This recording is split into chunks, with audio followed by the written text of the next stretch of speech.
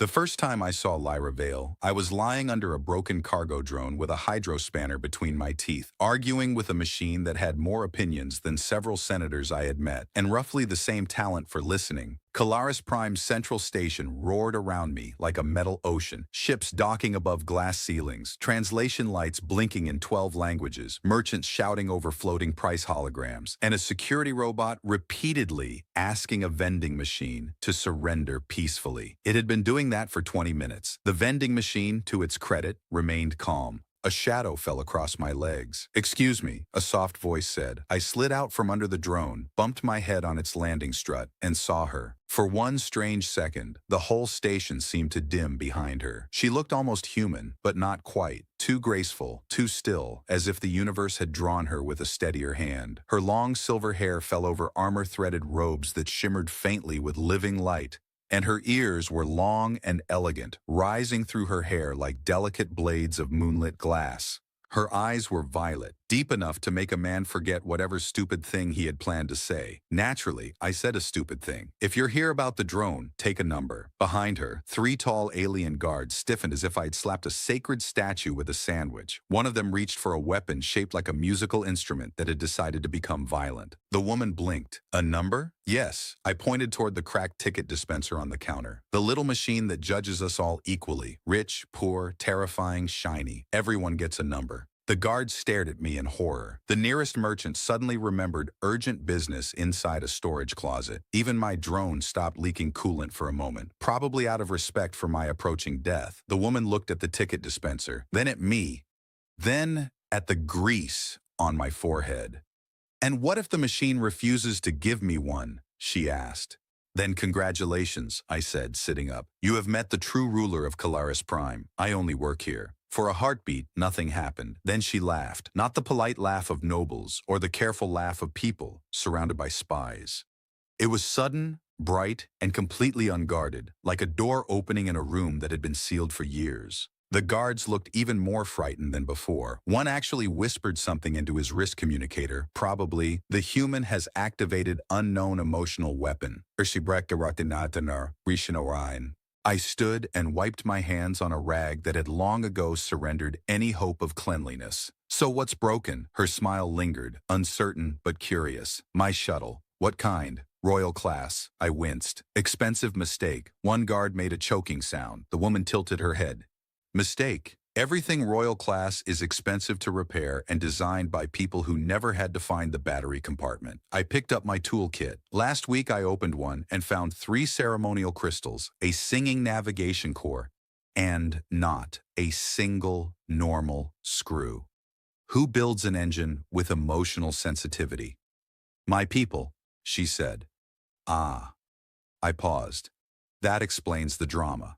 Again, that laugh almost escaped her, but she caught it this time, pressing her lips together like laughter was forbidden in public. I noticed then how everyone watched her from a distance, not with simple admiration, with hunger, fear, calculation, as if she were not a woman standing in a noisy station, but a throne, a treaty, a prize. I did not know her name. I did not know that half the galaxy had sent sons, princes, generals, poets, duelists, and one extremely confident moon emperor to ask for her hand. I did not know she had rejected them all with such perfect calm that songs had been written about the heartbreak. To me, she was just a customer blocking the light. "Come on," I said. "Let's see this royal disaster." She followed me through the docking corridor, while her guards trailed behind, whispering like anxious furniture. Outside Bay 92, her shuttle hovered in silence, sleek as a silver knife, surrounded by security drones pretending not to aim at me. I opened the engine panel and stared inside. "Well," I said after a long moment,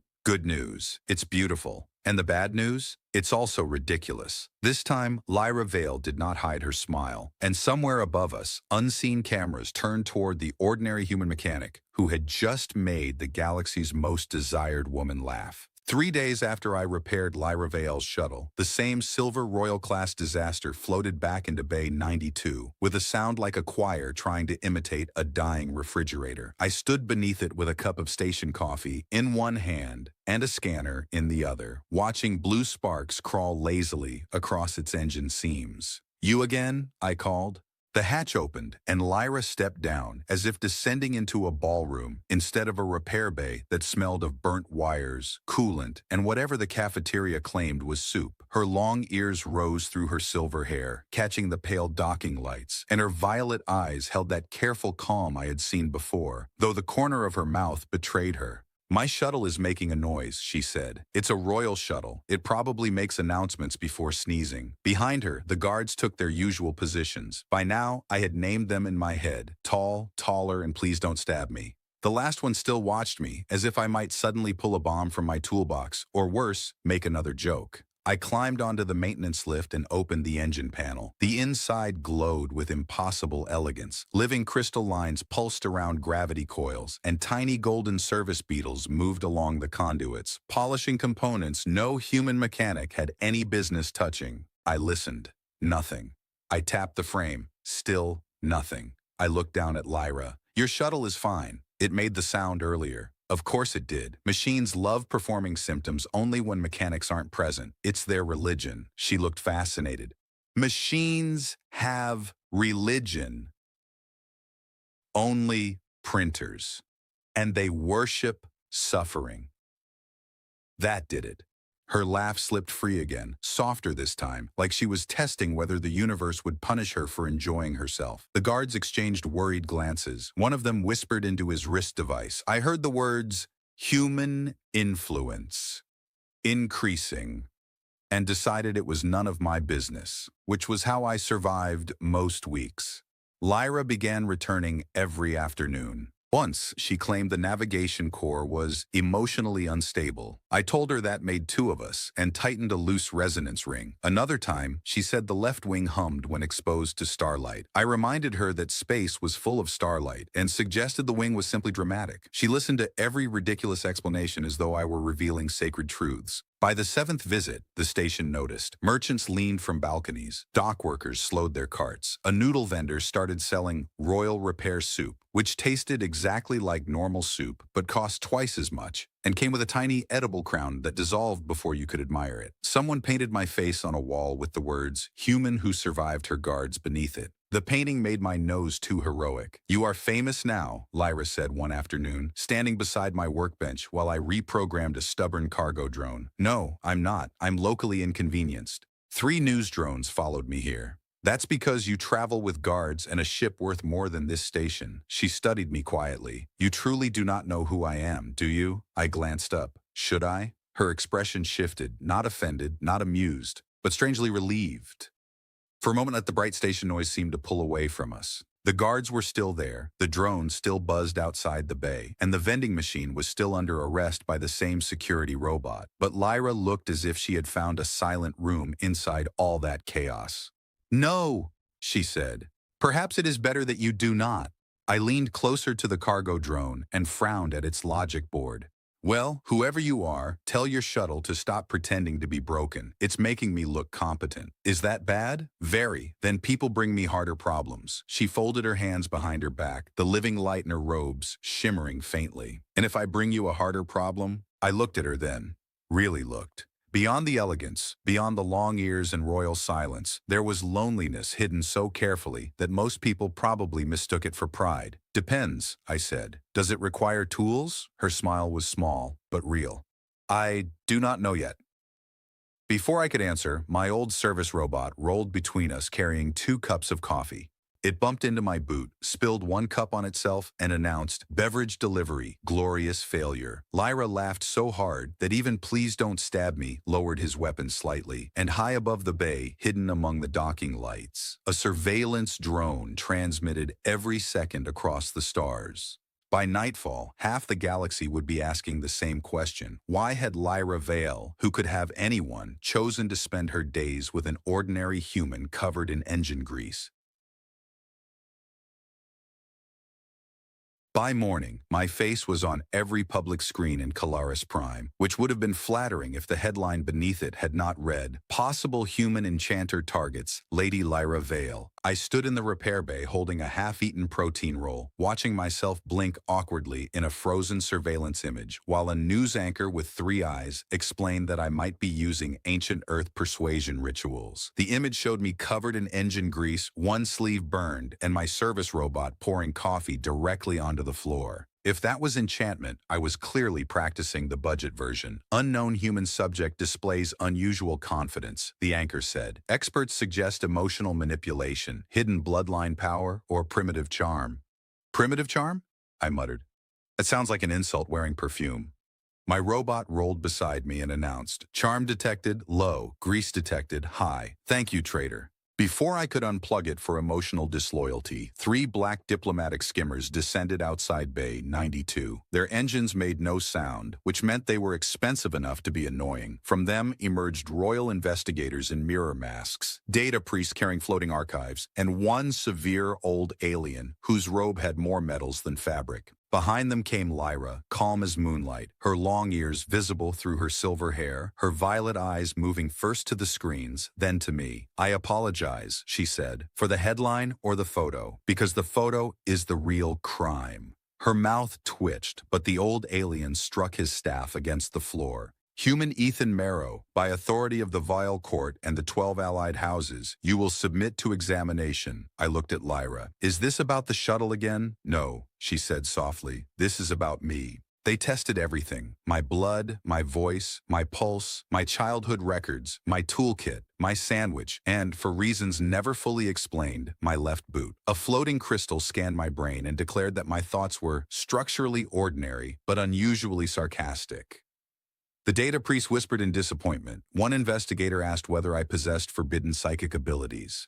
"I once made a vending machine give me 2 snacks by kicking it," I said. The room fell silent. "That was not psychic power," I added. "That was maintenance." Their reports grew longer and more desperate. No noble ancestry, no hidden fortune, no military decorations, no ancient artifact embedded in my spine, no illegal pheromone implants, not even a respectable criminal record. One priest finally read the conclusion aloud with the bitterness of a man forced to announce bad weather at a wedding. "He is just kind." The words landed strangely. The guards looked confused. The investigators looked offended. Lyra looked down at her hands. Outside, the station had become a circus. Merchants sold fake human enchantment gloves. Children chased each other shouting, "I choose you, human." A noodle vendor offered a new dish called mind control broth. I tried it later. It controlled nothing except my regret. When the investigators finally left, Lyra remained near my workbench, half hidden beneath the blue glow of a suspended engine core. For once, she did not seem like the untouchable woman the galaxy wanted. She looked tired, young, trapped inside a story everyone else kept writing for her. "They think you must have done something to me," she said. I tightened a bolt just to give my hands something to do. "Did I?" She looked up. "I mean, besides insulting your shuttle." A quiet laugh escaped her, but it faded quickly. "All my life, people have wanted something from me. A treaty, a title, a marriage, access to my fleet, a place beside my throne before I even agreed to sit on it. They speak beautifully, Ethan. Some of them can turn a proposal into poetry." That sounds dangerous. Poetry is how people hide traps in nice curtains. "Yes," she whispered. "And you never asked for anything." I shrugged, suddenly uncomfortable. "You paid your repair bill. You charged me for 3 hours. It took 3 hours. The shuttle repairs itself." I stared at her. "Then why do you keep bringing it here?" For the first time since I had met her, Lyra Vielle had no perfect answer. Her silver lashes lowered and her long ears colored faintly at the tips, a detail so unexpectedly human that I forgot how to breathe for half a second. Behind us, my robot bumped into a tool cart and shouted, "Social tension detected. Recommend biscuits." Lyra laughed again, and the heaviness in the bay cracked just enough for air to return. But above the station, beyond the glass ceiling and the docking lights, noble ships were gathering like storm clouds. Admirers who had crossed galaxies to win her hand had now learned her impossible preference, and none of them were laughing. The summons arrived inside a floating cube of royal light while I was trying to convince a cargo drone that wheels were not optional. The cube opened above my workbench, projected a golden seal taller than my head, and announced that I was required at the Vale Court before sunset. My service robot listened carefully, then printed a receipt that read, "Good luck, meat-based employee." I wore my cleanest jacket, which meant only 2 oil stains were visible from a distance, and followed Lyra into a palace shuttle that smelled like expensive flowers and silent judgment. She sat across from me, beautiful and calm, her long ears rising through silver hair, but her fingers tightened around the edge of her sleeve whenever the shuttle passed another noble warship.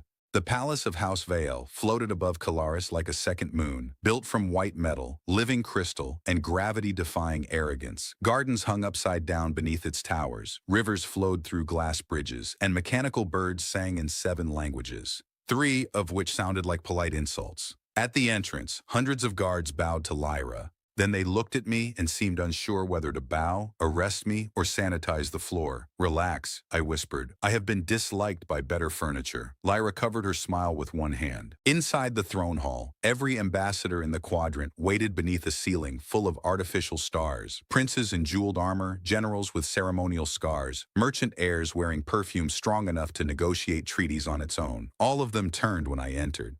The air grew sharp. I could feel their questions crawling over me. Why him?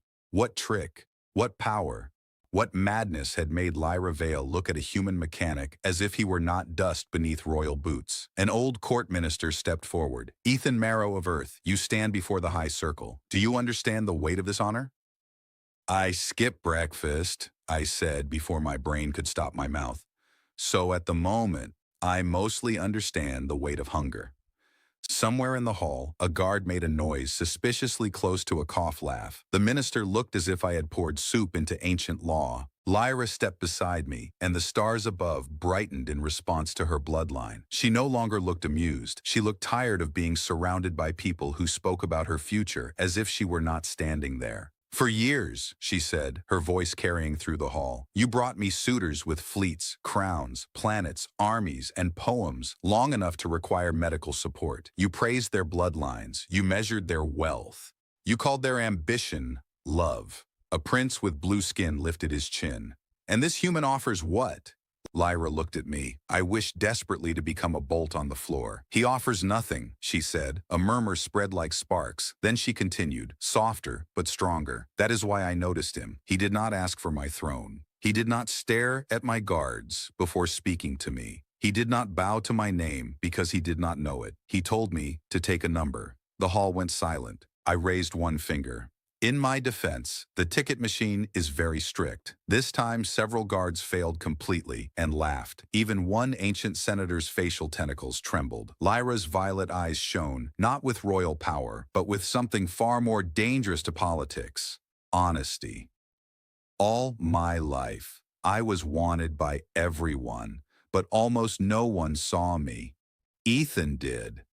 The blue-skinned prince stepped forward, anger flashing across his face. "You would insult every house in the galaxy for a mechanic?" "No," Lyra said. "I would insult them for thinking I belonged to them." The artificial stars above the hall flared white. Her words passed through the court like a shock wave. Distantly, I heard recorders activating, drones transmitting, history being ruined for 1,000 political advisors at once. The minister's voice shook. "Lady Lyra, such a declaration may destabilize alliances." Lyra smiled faintly. "Then perhaps they were balanced on the wrong thing." I leaned toward her and whispered, "This is probably a bad time to ask about the cafeteria." She laughed, clear and bright in front of every crown that had tried to claim her. And as that laughter rose beneath the palace stars, I understood with growing horror that I was no longer just a mechanic who repaired royal-class disasters. I had somehow become one. We left the palace before the court could decide whether I was a romantic threat, a political disease, or simply evidence that the universe had a strange sense of humor. Lyra led me through a private hangar where her silver shuttle waited under dim blue lights, its living crystals pulsing as if excited to cause more trouble. Her guards argued with the navigation system, which refused to accept our destination because, according to its glowing display, running away from diplomacy was not an approved royal activity. I told it to list the nearest quiet place with no nobles, no cameras, and preferably edible food. The shuttle paused, considered this impossible request, and selected an abandoned moon on the edge of Vale space. Even the machine sounded depressed. We slipped into the stars while Calaris Prime glittered beneath us like a city pretending it was not gossiping. Lyra sat in the pilot's chair, her long ears outlined by the violet glow of hyperspace, her silver hair moving slightly in the artificial gravity breeze. For the first time since I had met her, no crowd surrounded her. No suitors, no ministers, no recorders waiting to turn her breathing into news. Only the soft hum of engines and my service robot, which had somehow hidden inside a storage compartment and emerged carrying emergency biscuits. "I did not invite you," I said. The robot blinked. "Emotional support unit deployed. You are a maintenance unit." Emotions require maintenance. Lyra laughed, and the sound filled the cabin more warmly than the reactor light. The abandoned moon appeared ahead, wrapped in pale dust and broken rings of ancient machinery. We landed near the ruins of a city half buried beneath glassy sand.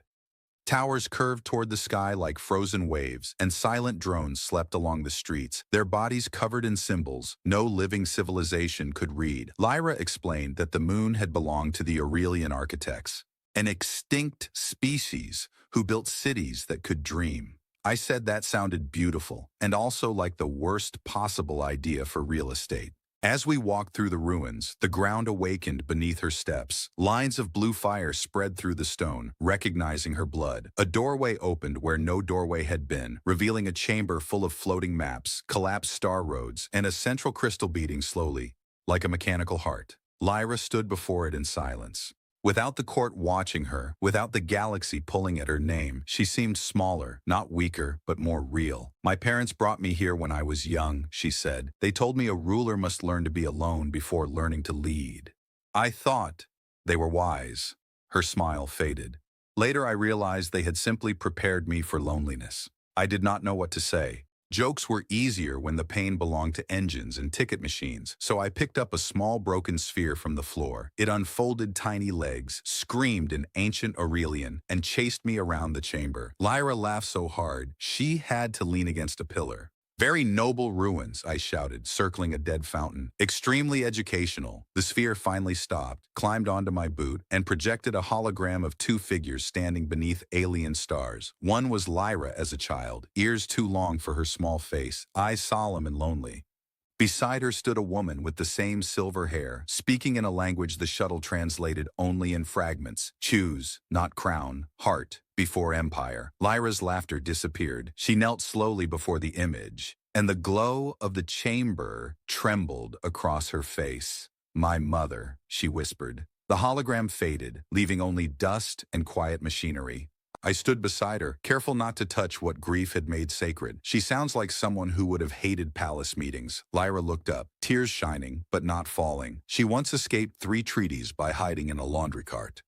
"Then I respect her deeply." A soft smile returned to her. Outside, distant engines began to appear in the moon's sky, noble ships following our trail through hyperspace. The quiet had not lasted long. It never did. But when Lyra rose, something in her had changed. She no longer looked like a woman running from the galaxy. She looked like someone deciding, at last, that the galaxy could chase all it wanted. She would choose where she stood. The noble ships descended over the abandoned moon like jeweled predators, their hulls cutting through the dust clouds while ancient Aurelian towers woke beneath them. Lyra stood at the ruin's threshold, silver hair moving in the engine wind, her long ears sharp against the violet sky. And for a moment she looked so calm that I almost believed we were not about to be politely murdered by disappointed aristocrats.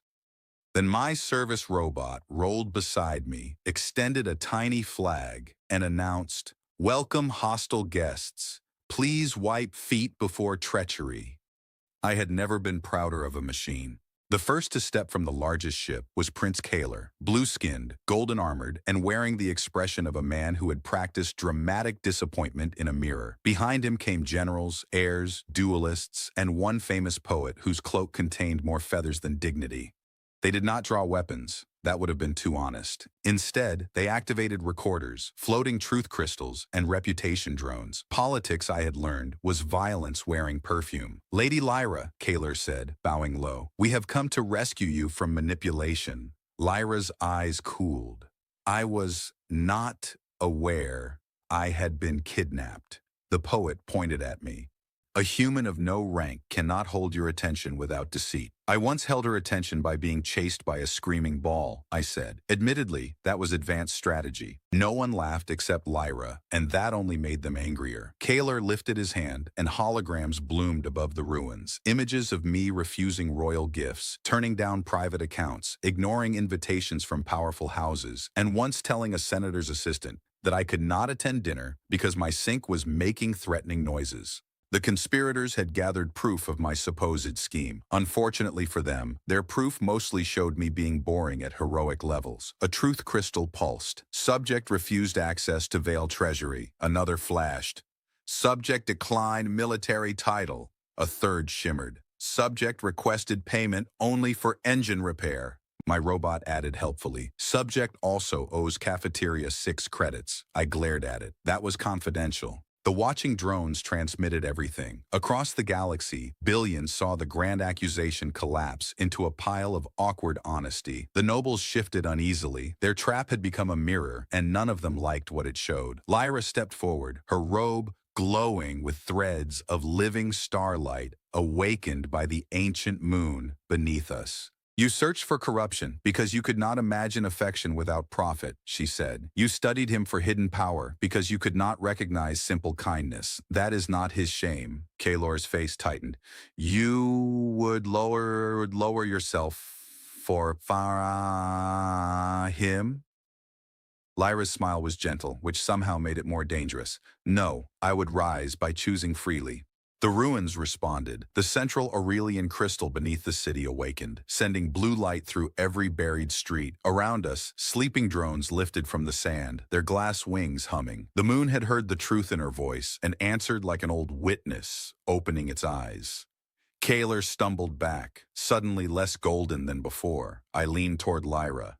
Is this supposed to happen? No. Good. I was afraid everyone else got a manual. The ancient drones formed a ring above us, projecting my life in fragments stolen from public records, repairing station heaters for old workers, fixing children's toy satellites for free, giving my lunch to a dockhand who had missed 3 shifts, arguing with vending machines on behalf of justice. None of it was grand. None of it could win a war or command a fleet. But as the images spread across the galactic network, something shifted. Messages began arriving from ordinary citizens, dock workers, nurses, cargo pilots, students, people who had never been invited into throne halls but knew what it meant to be unseen. They did not praise my bloodline because I had none worth mentioning. They praised Lyra for choosing like a person instead of a symbol.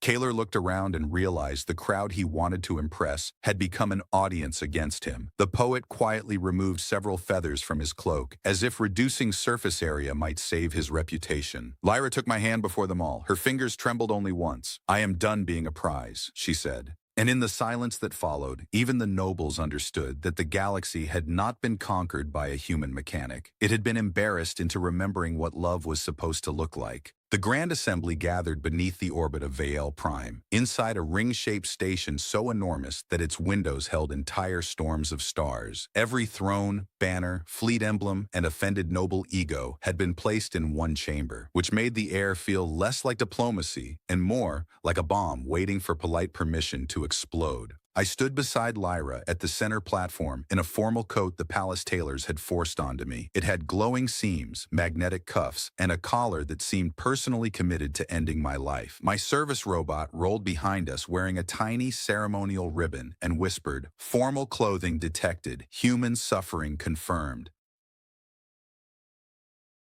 Lyra heard it and smiled without turning. She looked radiant, almost painfully so, her silver hair falling around her shoulders, her long ears crowned by delicate crystal ornaments, her violet eyes steady beneath the artificial constellations. But this time, she did not look trapped inside all that beauty. She looked like she had finally learned the difference between being watched and being seen. Prince Kaler stood among the nobles, stripped of his easy arrogance after the moon's truth crystals had broadcast his scheme. The poet had written a public apology in 79 verses, which I considered excessive punishment for everyone. The ministers had spent days trying to repair alliances, while ordinary citizens flooded the network with messages supporting Lyra's right to choose her own life. Somehow, my argument with vending machines had become a symbol of honest rebellion.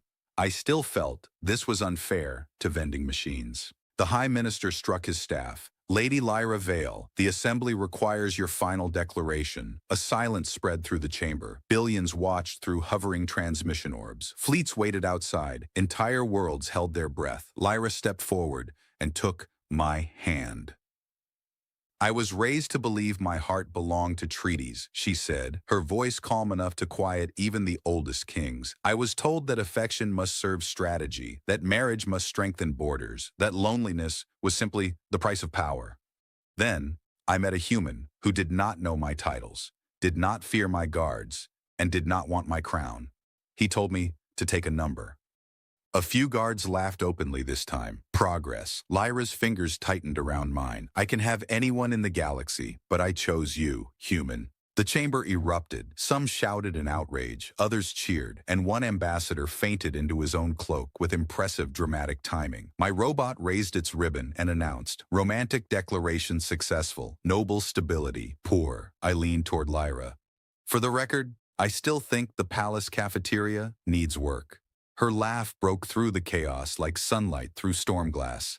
Then the ancient Aurelian signal, awakened on the abandoned moon, appeared above us as a blue hologram. Lyra's mother, young and smiling, repeating the final restored words from the ruined crystal. Choose the one who sees your heart before your empire. The hall fell silent again, but softer this time. The High Minister bowed first. One by one, others followed, not to me, but to Lyra's choice. Kaler lowered his head last, defeated not by force, but by the simple exhaustion of being wrong in public. Months later, Bay 92 still smelled of coolant, burnt wires, and suspicious soup. Lyra kept her throne, but changed its laws so no royal child would ever be traded as a treaty again. I kept my repair shop, though it now had a royal security checkpoint and a ticket dispenser, everyone treated with religious fear.